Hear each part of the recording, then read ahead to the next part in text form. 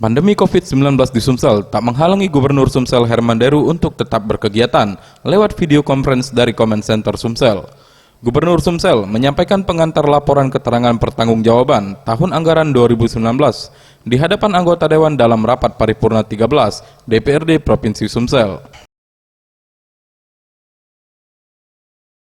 Rencana pembangunan jangka menengah daerah RPJMD Provinsi Sumsel terdapat 16 sasaran yang setiap tahun dirangkum dalam beberapa prioritas pembangunan.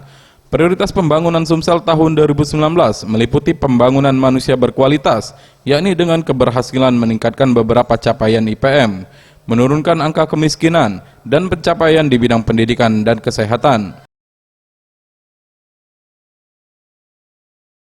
Kemudian pengurangan kesenjangan wilayah yang tergambar dari pencapaian infrastruktur dasar pada sanitasi sebesar 83,02%, air minum layak sebesar 80,37%, dan juga peningkatan jalan mantap di Sumsel yang sangat signifikan pada 2019.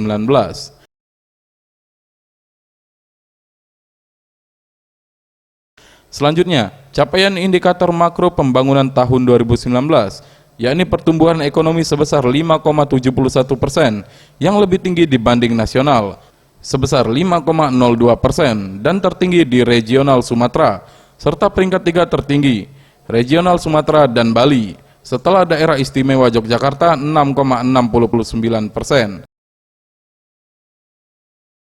Tim Liputan Sriwijaya TV.